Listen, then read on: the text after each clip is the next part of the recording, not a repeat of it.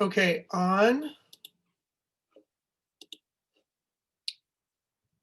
this. So these are the results. Specifically, yours is right here. 6th hours is up here. 7th hours is down here for that first progress check, and it was really pretty good. I mean, I would say that that's the best you guys have done on a progress check, knowing that there is still not half, maybe 40% of the people in the class that didn't take that progress check yet. And I'm prepared to go over questions on it now, but that was a pretty good class average. I mean, over 50% of the questions you got correct, and I was pretty pleased with that result. What I'd like to do is I'd like to go over any questions you might have on that. So let me get to it. Oh, not that one. Hold on. So in the chat, you can let me know of any questions you might need me to go over with you. Any ones that I can do for you. But you need more explanation. Okay, 3, 4, and 5. Okay, so let's just start with those, and then if we need more, we'll do more. So question 3 looks like this.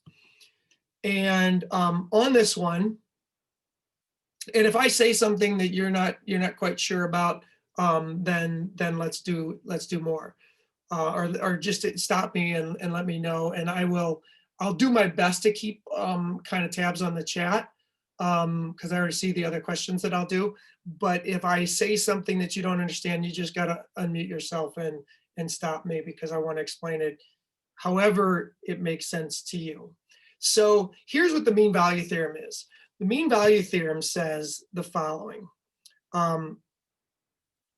Says that if f is continuous on some interval a to b,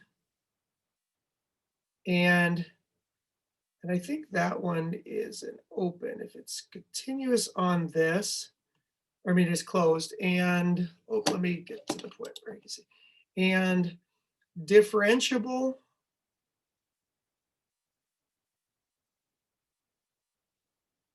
on the closed interval a to b, and that's an interval, right? I mean, that's an interval from an x value a to an x value b.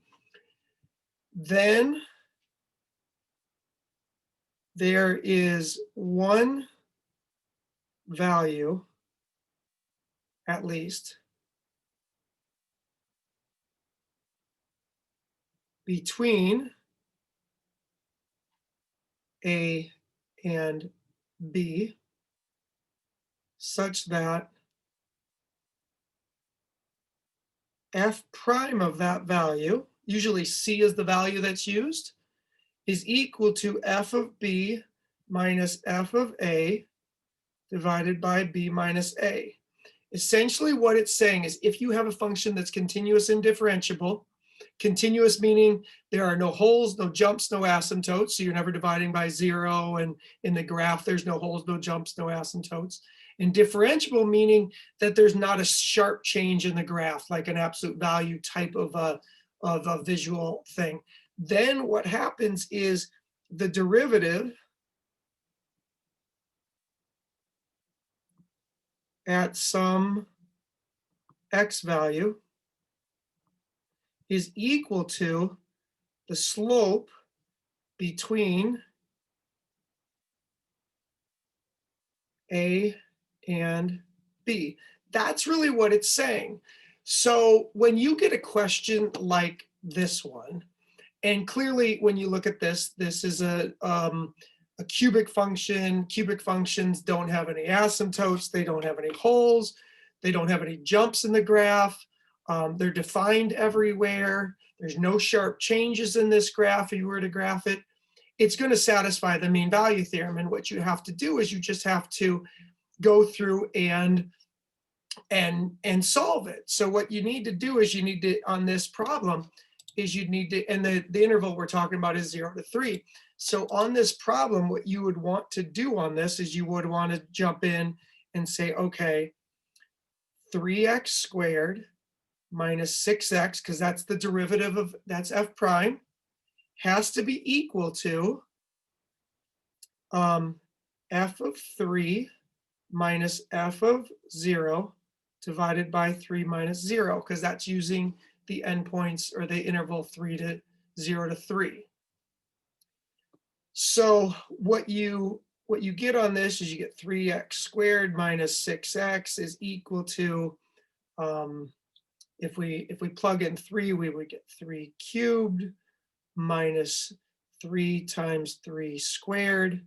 If we plug in 0, we get 0 cubed minus 3 times 0 squared over 3. So all I did is I just plugged those into this function f over here. So if I do some calculations on it, I get 3x squared minus 6x is equal to 0. The top is 0, the bottom is 3, so it's just 0. So now you just have to factor this. When you factor this, you get, you factor out a 3x and you get x minus 2 in here, you get 0. So x is either equal to 0 or x is equal to 2. And you might go, wait a minute, why is A not the right answer? Well, the problem is these values need to be on the open interval 0 to 3.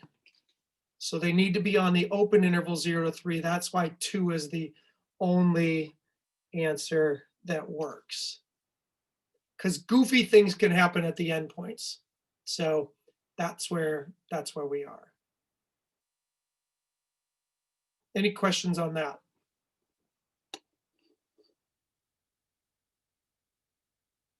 All right. So let's look at 4. So on this one, on which of the following intervals is f decreasing? So remember, when you're looking for f decreasing, if we go back, and I didn't finish it, but I started to write it up here, and I know you have it written, is here's the chart.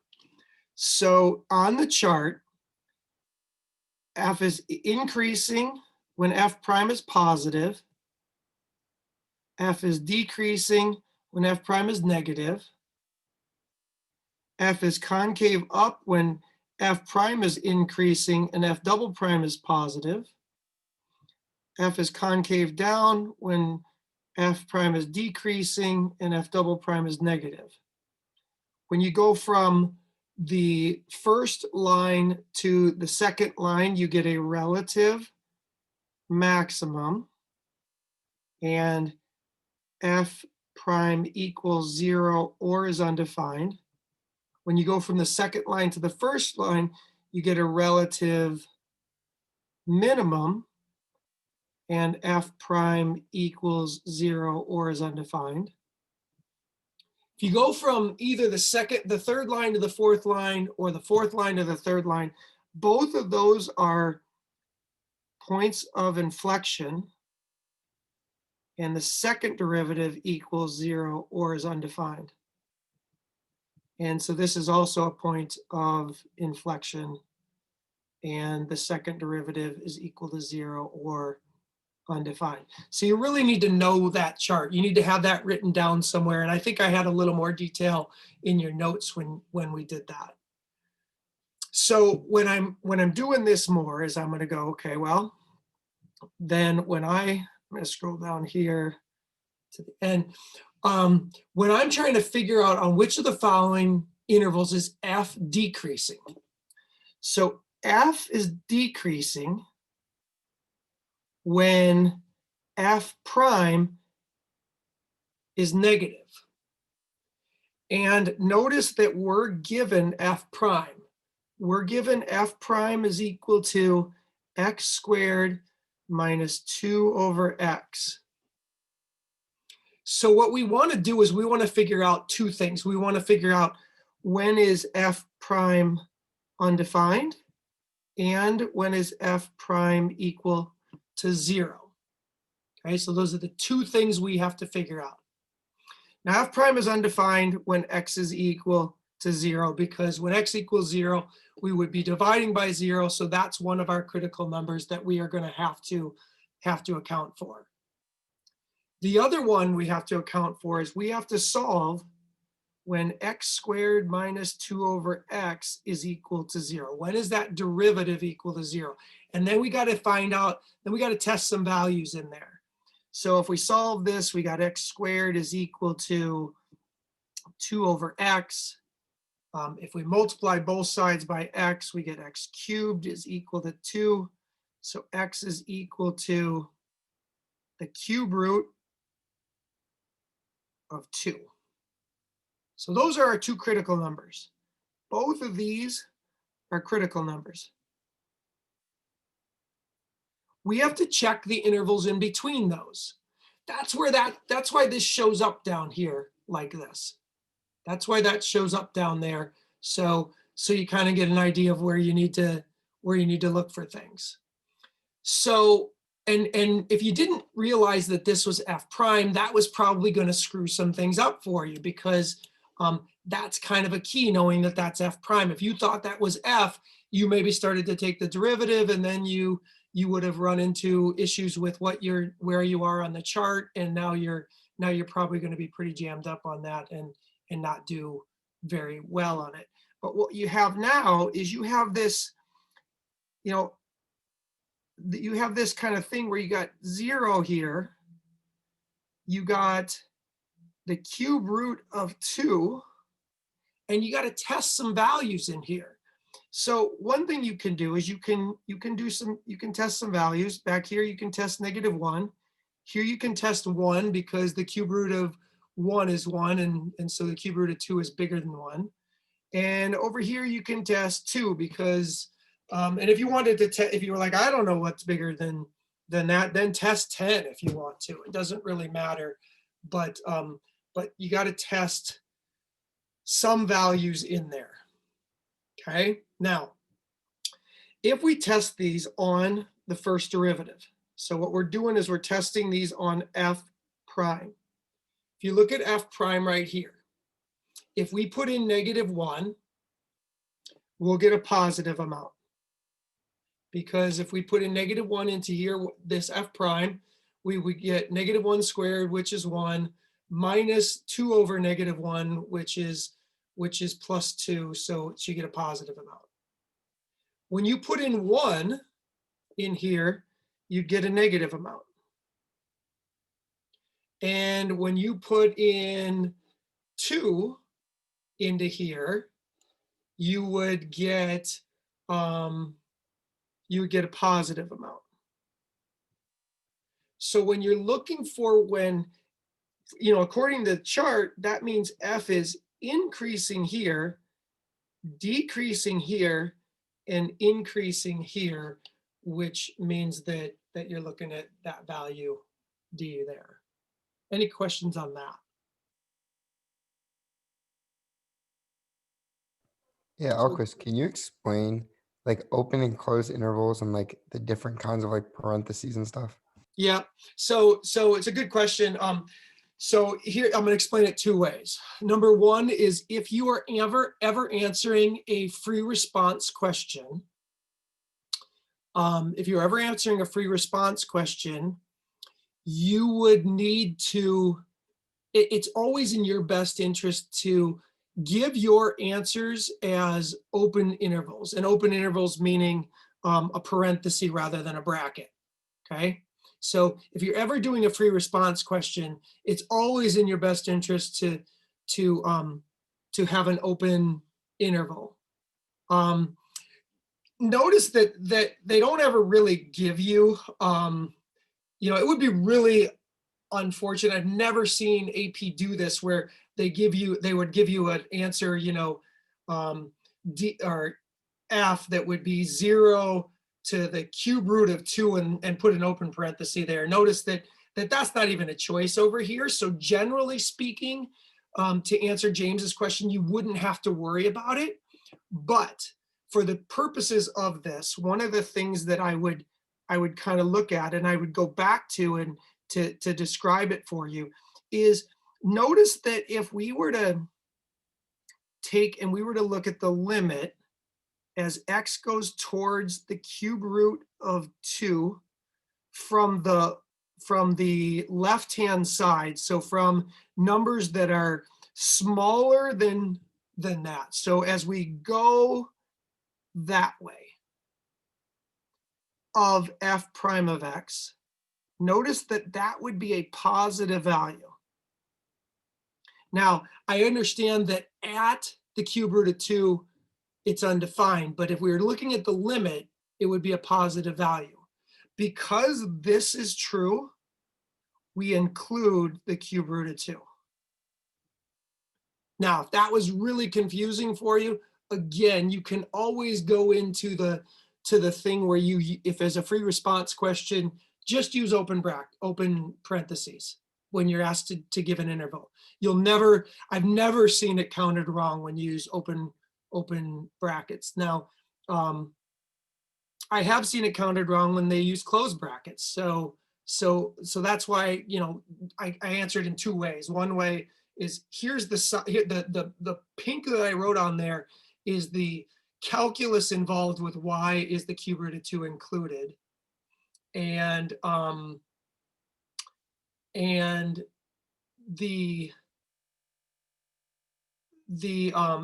partly that's because of how that value still equals 0, and 0 is not included because 0 is undefined, and so we literally we can't get there. I don't know if that's that's the best explanation I have for you. Is the numbers that you got on there was kind of the key. And then I would encourage you on an FRQ to always use open brackets. Yeah, so just use parentheses on the FRQs. On the FRQs, yeah, and on the multiple choice, you'll never have to determine. It wouldn't have been listed on here, one way including the cube root of 2 and one way not including the cube root of 2. They just wouldn't put it on there like that. That's a little too hardcore for them. Okay, thank you. And mainly that's because there's a couple different schools of thought, and so they don't want to balance on that fence, I think. Thank you. All right, so then let's look at 5. 5 is kind of an example of that. So take a look at 5, and one of the things that you look at on here is on this problem, they say G is continuous. So you know that there aren't any holes, jumps, or asymptotes. And you're looking at when it is G decreasing, okay? So G is decreasing when G prime is negative. Okay, again, coming from the chart, G decreasing when G prime is negative. If you look at this, G prime is negative from -2 up to 2. Because and they included those. And again, here's a case where they didn't have open brackets. If it was an FRQ, you could have listed it as -2 to 2. That would have been fine. This is the multiple choice answer on this one. The reason B is not right is, think about if we were to insert -1.5 in here. If we were to insert -1.5, it would suggest, based on this, that -1.5 is negative, that G prime is negative. So you got to go all the way up to -2, and then on the other end, you got to go all the way up to 2. So that's why B isn't quite enough, because that change in the sign is coming at -2 and 2. Any questions on that?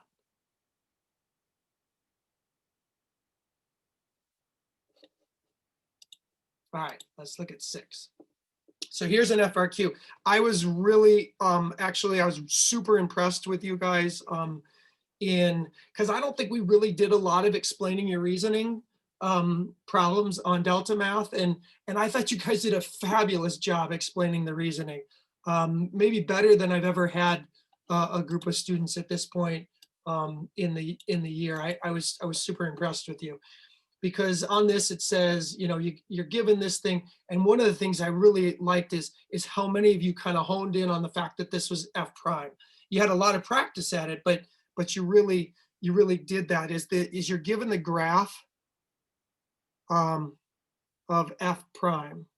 And it says here, the graph of F prime consists of 2 semicircles and 2 line segments. Find all the intervals on which F is concave up and has a positive slope. So if F, it has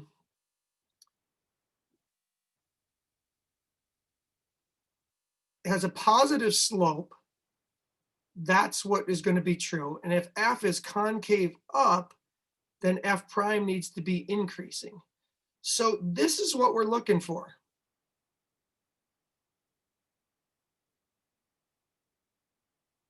We need F to be positive, or F prime to be positive above the x-axis and increasing going up. That's what we need. We need it to be above the x-axis and going up. And notice that that happens from -5 to -4. And it also happens from 1 to 2 on this graph over here. And the reason, because it says explain your reasoning, your reasons should always always base your reasons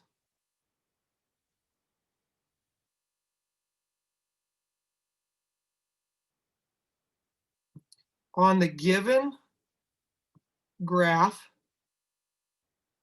or table, or possibly a calculated derivative. And what I mean by that is if you had an equation and you calculated the derivative.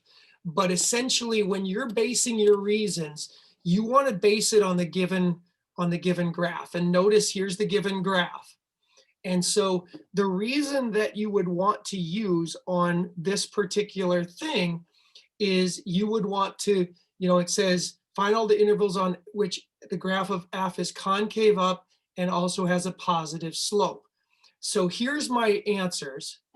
And it's because F prime is increasing and positive. Alquist, would we get it wrong if we talked about like the chart? We said like using the chart, like is that kind of like a universal thing? Do people know what it is? Nobody knows what it is other than you guys. The chart is my invention. I guess it's my invention. I mean, maybe other people use something like it. But if you say the chart, they're going to be like, what chart are you talking about?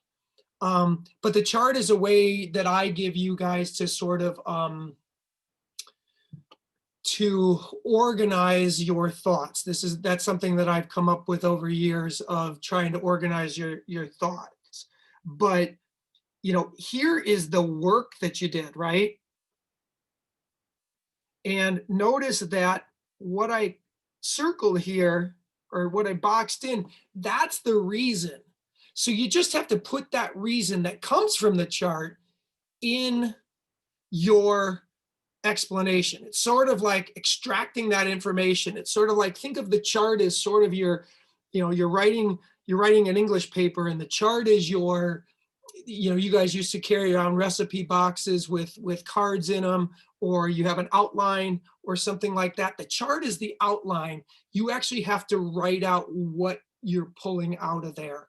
And what I mean by that is write out the reason based on the information that you know is true from the chart. Does that answer your question, Sadie? Yep.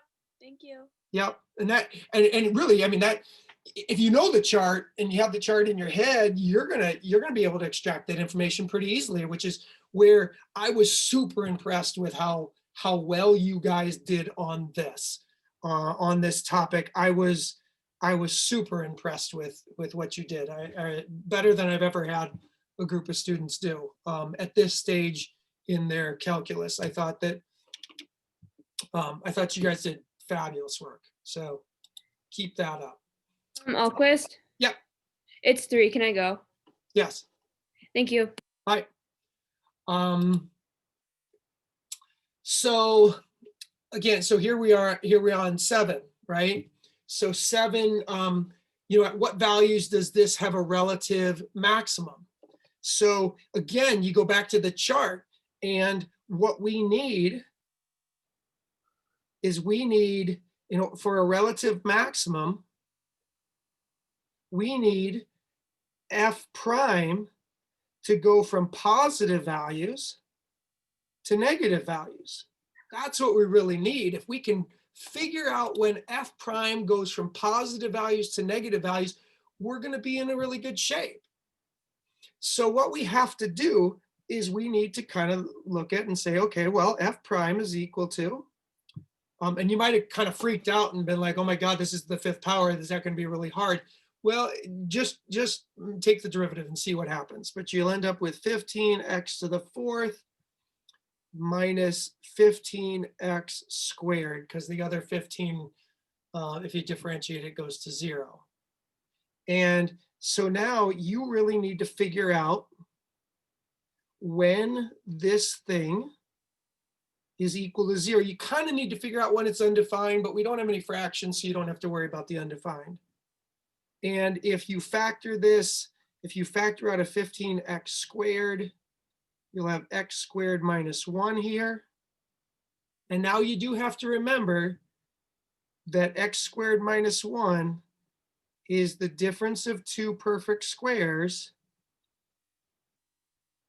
So you do have 3 critical numbers on this. You have x equals 0, 1, and -1 that you have to account for. Now you can account for it in this derivative, meaning you can account for it anywhere you need to account for it. But so you can use this derivative would be fine. You could use that derivative.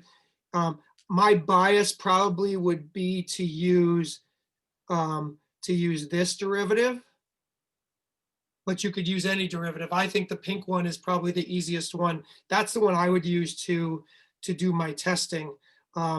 So I'm going to test, -1. I'm going to test, I got critical numbers, -1, 0, and 1. And so here's my critical numbers. So I need to get some test values in here. So I'm going to test -2. I'm going to test -1/2, because I can't test -1. I'm going to test 1/2, and I'm going to test 2. So I do have to test several values in here and kind of figure out what happens, but hopefully I will get some easy things to calculate. So I'm going to test them on f prime.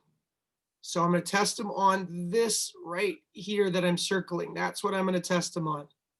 So if I put in -2, notice that when I put in -2, I get a positive quantity, because I'm going to square -2 here. I'm going to square -2 here. That's going to get rid of all those negatives. And so I'm going to get a positive quantity in here. Notice when I put in -1/2, that's going to turn this to positive, but this is still going to be negative because -1/2 squared is still smaller than -1. So you're going to end up with a negative here. You're going to end up with a negative here, and you're going to end up with a positive here. So what you need to kind of go back to is go back to what you were asked about. You need to figure out when f prime goes from positive values to negative values. That happened right here. That's where we went from positive to negative at x equals -1. Okay, so again, we're getting all that information from the chart. Any questions on that? I got 2 more to do, 3 more to do. Okay, so I'm going to keep on going. If you need to go at any point in time over the next 10 minutes, feel free to go. I will continue to record this until we're done, but I am going to finish these so that you can be in a good place leaving after today. All right. How was -2 positive? How is -2 positive? Because up here, when you put -2 into that pink. No, I get it. Sorry. Okay. All right. Perfect. All right. So let me go to number 7. I think that's the next one. Number 7. No, wait, that's the one I just did. Let me go to number 8. Number 8. So we're looking for all the x coordinates where there's a point of inflection. So remember, back from the chart, you're going to get a point of inflection when f double prime changes signs, either going from positive to negative or negative to positive. So when we take this and we calculate the first derivative, we get 15x to the 4th minus 20x to the 3rd. When we take the second derivative, we get 60x to the 3rd minus 60x squared. Wait, Elquest, I have a question. Yeah. I might be making this up, but I thought I read that there's a point of inflection when f double prime is equal to 0. It's potentially when it's equal to 0, but you really need to have a change in signs. F double prime just equaling 0 doesn't have enough. It's not enough information. It's where you need to look, but it's not enough information. Okay, So thank you you. have to get a change in signs, but it is where you look. So what I need to do is I need to figure out when 60x cubed minus 60x squared equals 0. If I factor out a 60x squared, I'll still have x minus 1 here. So we got x equals 0. We have to look there, and we have to look when x equals 1. And again, we're going to go back and we're going to, I think I'm going to just use this one again, because I find that that's going to be my easiest one to calculate on. And I'm going to, I got x equals 0, and I got x equals 1. I'm going to need to calculate some test values. So I'm going to test -1, 1/2, and 2. And I'm going to test them on the second derivative. So on this pink thing right here. So when I put in -1, I get a positive here times a negative here. So that's negative. Is everybody okay with that? When I put in 1/2, I get a positive here, but I still have a negative here. So that's still negative. And then when I plug in 2, I get a positive here, so it's positive. So the only one I get is this is the only one.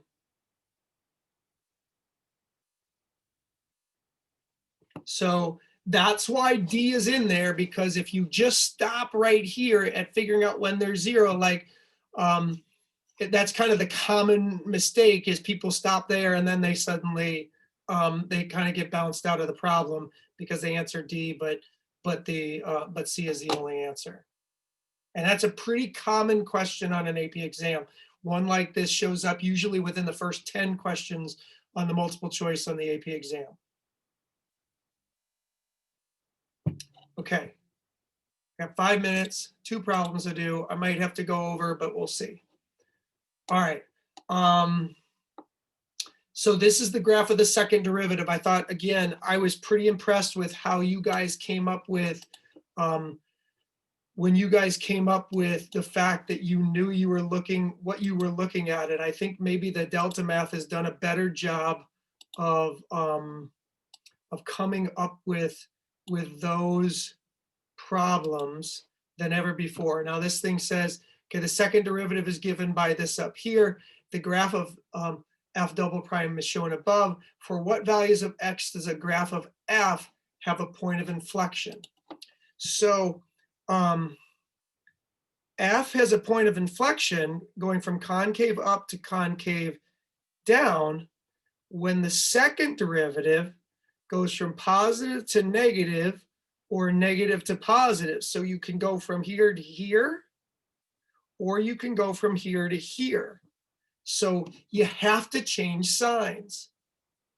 Notice that that only happens when x equals a and when x equals 0. It doesn't happen when x equals b.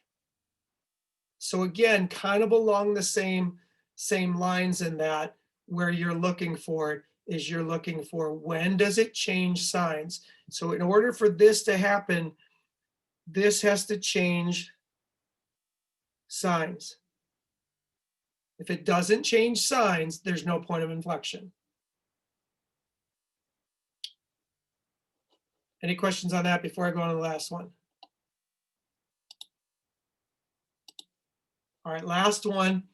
Again, here we are. We're looking at f prime. So in the chart, when you're looking at f prime, you're looking at this part of the chart.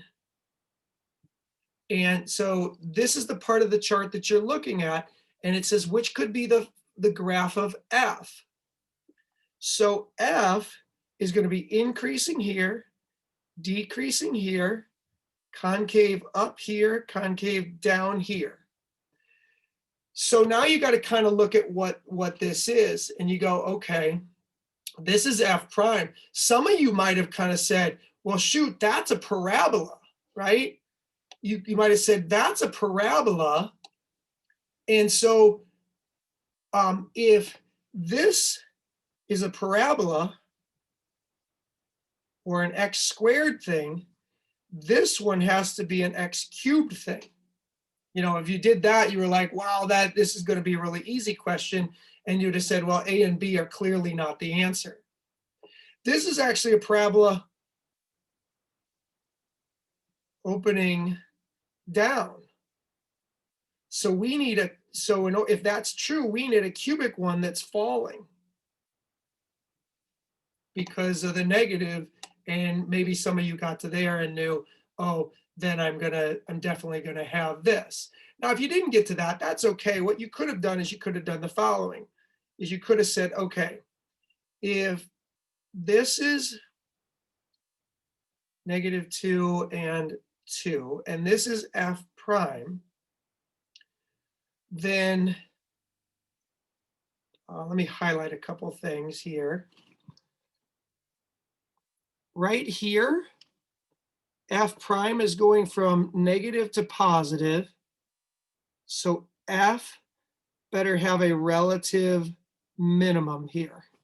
Does that make sense? Because f prime is going from negative to positive.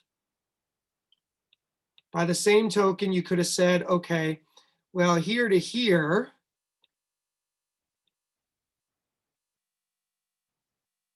f needs a relative maximum because f prime is going from positive to negative.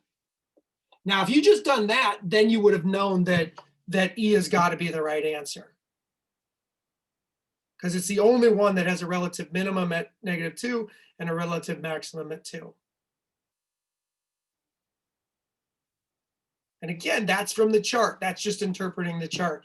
That's why I keep on telling you, I made you write the chart like 5 times, and I keep on saying that the chart is kind of like your golden ticket to these problems because everything is organized in it.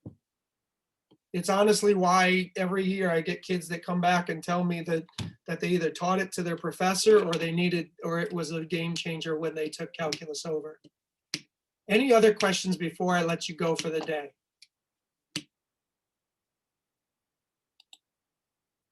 If you want to review this, I will put this on the YouTube channel. So I'll title it, the way I've titled the other one. So if you want to go back and look at these, you missed something, you want to copy the notes down, it'll all be on there.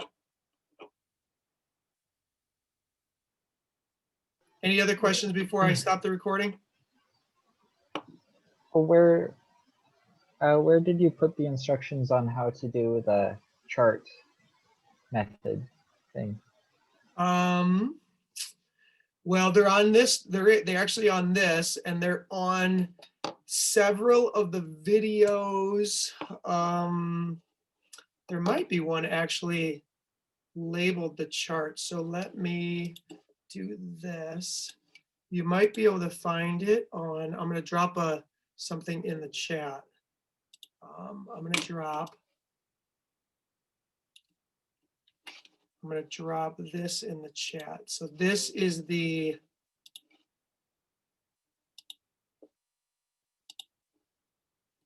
the chat. See you later. That's in the chat, Dayton. I just put in there the I got it. And notice one thing I can show you is one of the videos is actually the chart completed, and so I think I go through it there. But I think there is admittedly other ones in there as well that I go through more of the chart. Here's the chart Zoom 6th hour. There's a video there too. So there's a bunch of them that the chart is in there. Oh, Here's the that chart. Okay. Here's another chart Hey, matching one too. Okay. So they'll be in there. right. I didn't know what you were referring to, but yeah, it's that chart. Yeah, Sorry. there's a bunch of, I mean, you can look at any, if you want just refresher on those, there's a bunch of videos that have in fact, I think almost every one of the videos from this unit has the chart in it at some point in time, I think. Nice job getting caught up on the work too this weekend, Dayton. Yeah. Oh, thanks. Shouldn't have saved it till Sunday though. No, it is what it is. It's better than not than not doing it at all. So good job. Thanks. Anything again. else before I kick you guys out? I'll be back here tomorrow. So if you have more questions, let me know. All right, then I'm going to stop the recording.